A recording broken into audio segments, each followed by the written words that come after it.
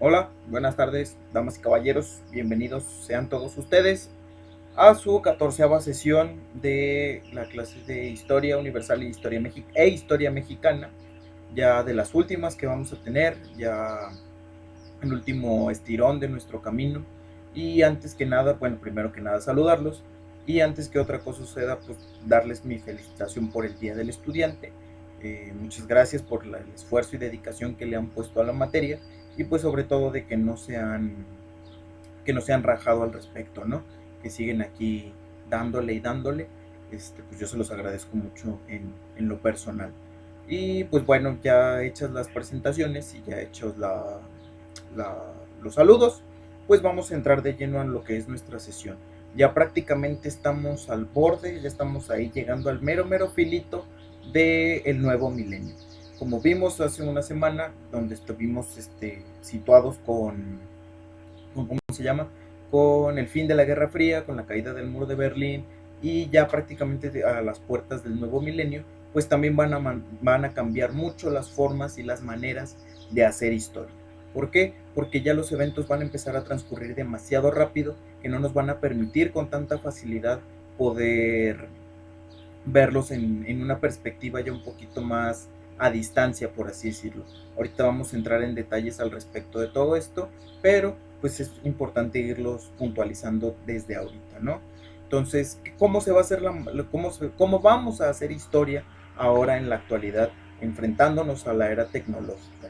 Si ustedes recordarán nuestra primera sesión, nosotros decíamos que, digamos, por poner algún ejemplo, el YouTube de hace 10 años no es ni la sombra de lo que es YouTube ahorita, y solamente han pasado 10 años en una misma plataforma.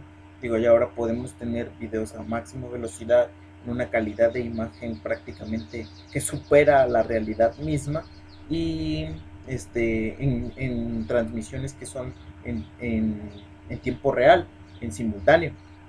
Entonces sí son muchos los cambios que ha habido a raíz de la era tecnológica, y todos estos cambios van a ser un factor fundamental en la manera en cómo vamos a hacer la historia en estos tiempos, en los tiempos modernos.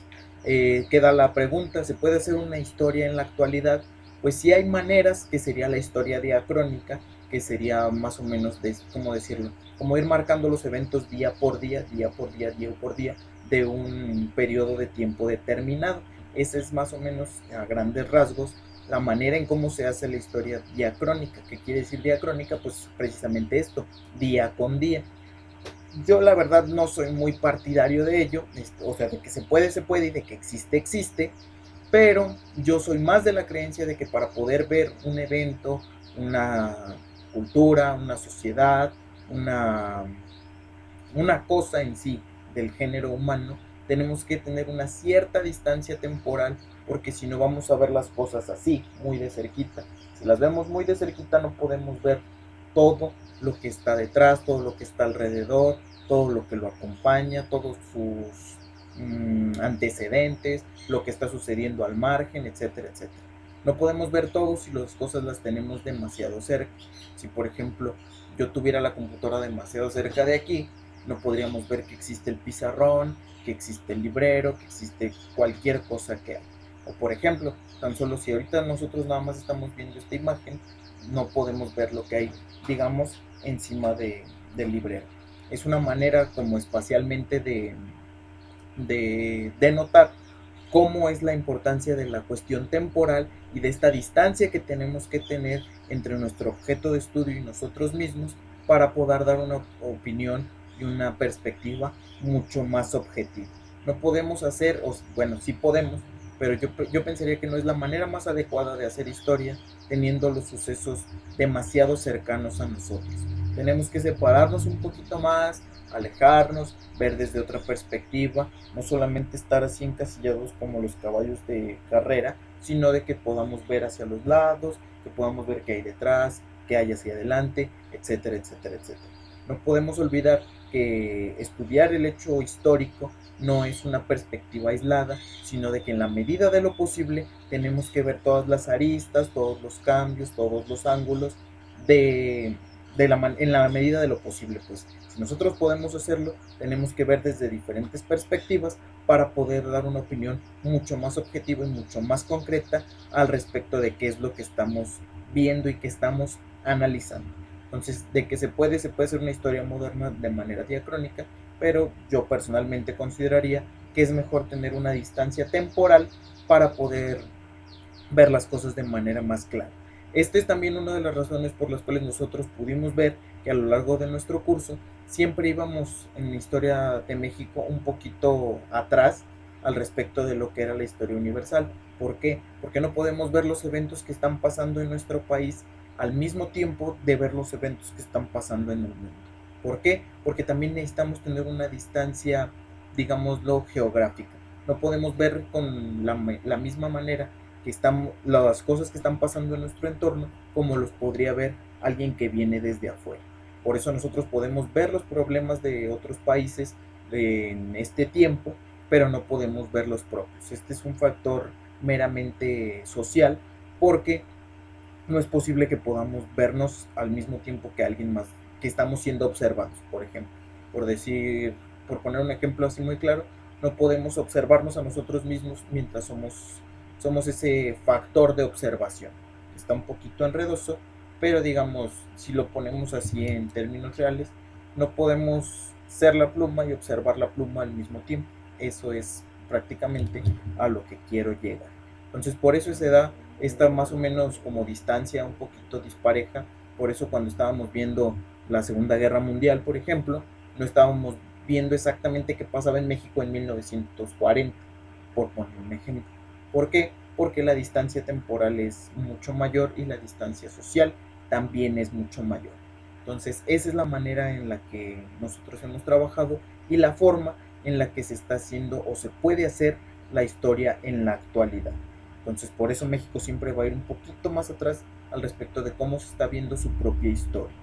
Entonces, también tenemos que ver que nosotros nos encontramos ya en una que Sigmund Bauman la va a denominar como sociedad o modernidad líquida, en donde los eventos ya suceden tan repentinamente, son tan veloces, que ni siquiera podemos apreciar su inicio, su cúspide y su caída. Prácticamente todo este movimiento ascendente y descendente no lo podemos ver porque en cuanto ya estamos viendo que ascendió uno de estos movimientos, ya acaba de terminarse y empieza a surgir otro y otro y otro y otro al mismo tiempo. Entonces toda esta fugacidad no nos permite tampoco hacer una historia de manera tan sencilla. ¿Por qué? Porque no podemos concentrar nuestra atención en un mismo evento, porque al momento de que ya nosotros vamos a poder estudiarlo y analizarlo bien en este momento, ya terminó, ya pasó, ya salió otro que lo contrarrestó, ya salió otro movimiento que dejó en el olvido y ahora habría que estudiar el nuevo movimiento, pero cuando ya vayamos a estudiarlo ya va a haber otro y otro y otro y otro.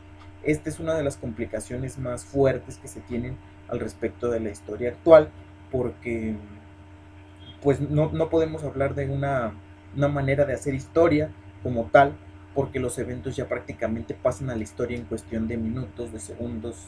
Obviamente es una metáfora, una exageración, pero sí es demasiado rápido el tiempo en el que están sucediendo las cosas que no nos permiten apreciarlas de una manera mucho más objetiva y mucho más focalizada. Entonces sí tenemos que ver todos esos retos que representa vivir en una sociedad como la nuestra, en donde los medios de comunicación nos permiten estar tan interconectados con todo el mundo que prácticamente si en este momento a las que son 6:15 de la tarde hay un terremoto en Rusia, yo lo voy a poder saber en cuanto esté sucediendo. Prácticamente 3, 4, 5 segundos después, alguien que esté viviendo eso lo va a tuitear y en menos de un minuto ya media o continente americano va a saber que hubo un temblor de tal magnitud en tal parte del mundo. Esa es la manera en la que viaja la información actualmente.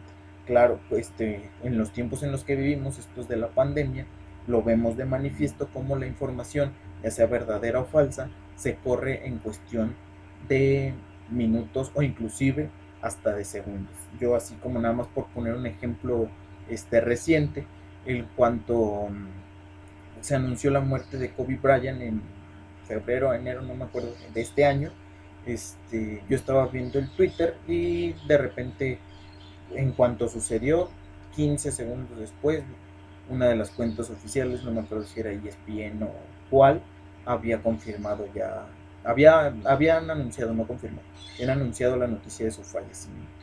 Entonces, a esa magnitud hemos llegado que la información puede viajar en cuestión de segundos. Nosotros podemos saber prácticamente en tiempo real qué es lo que está pasando en el mundo, y esto no permite también un estudio un poco más objetivo y focalizado de la historia. Entonces tenemos que tener bien en cuenta todos estos factores. Y pues nada, que más, la revolución de la tecnología, cómo influyó la tecnología para que nosotros seamos lo que somos ahora. No podemos concebir nuestra vida, es más, no podríamos estar teniendo esta clase en este momento si no fuera precisamente por todas las implicaciones de una revolución tecnológica que empezó más o menos por ahí de los 50, 60 de la Guerra Fría, y que tuvo su mayor auge durante los 80 y durante los 90. ¿Por qué? Porque va a ser donde se tienen toda esta serie de cambios, donde ahora sí empieza a haber una seria revolución al respecto de cómo se están haciendo las cosas, de cómo se están interconectando los ordenadores en ese momento, cómo se estaban interconectando las universidades, cuando fue entre la Universidad de California de Los Ángeles y el MIT, si no me equivoco. Entonces, es bastante evidente cómo podemos ver la revolución tecnológica en nuestros días. Digámoslo así, nada de lo que hacemos actualmente lo podríamos utilizar, nada en sentido figurado, sin las implicaciones tecnológicas.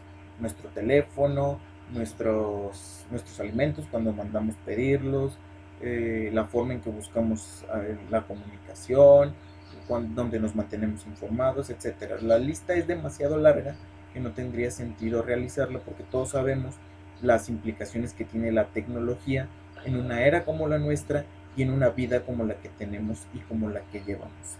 ¿Cuándo va a comenzar todo esto? 1983 es cuando se marca más o menos, ahí por los historiadores al respecto, como el inicio de la Internet, cuando ya el sistema de la defensa permite la interconexión entre los ordenadores que se tenían, y pues a partir de ahí se va a iniciar una carrera aceleradísima que avanza a pasos agigantados al respecto de cómo se hace la tecnología y todas las implicaciones que esto conlleva. Tan solo para contextualizarnos un poquito y ver las cosas en perspectiva, los primeros celulares se aparecieron por ahí del 80 y tantos, mediados de los 80, que eran estos celulares enormes con un cablezote pesadísimo y todo eso, y eso era un teléfono móvil. Actualmente, si no me acuerdo si fue este año o el año pasado, tenemos como ejemplo este celular que es capaz de doblarse a sí mismo, y pues no hallo yo una mejor manera de contrarrestar, o más bien de contraponer un, un mismo aparato, y como a lo mejor 30 o casi 40 años después se está dando una revolución que a lo mejor en 1987 era prácticamente impensable, era cuestión únicamente de la televisión y el cine, pero que ya en menos de 50 años ya es una realidad para nosotros. Entonces sí es bastante evidente cómo la tecnología nos ha influido, cómo nos ha ayudado, y también cómo nos ha hecho esclavos a muchos, de nos ha hecho esta dependencia de la tecnología también. Y pues bueno, esto al respecto de la manera de hacer historia, de cómo se vive la historia en los tiempos modernos, los tiempos contemporáneos, e inclusive ya podríamos llamarlos los tiempos posmodernos. Pero bueno, eso al respecto de la historia universal. En nuestro siguiente videito vamos a ver sobre las cuestiones que sucedían en México.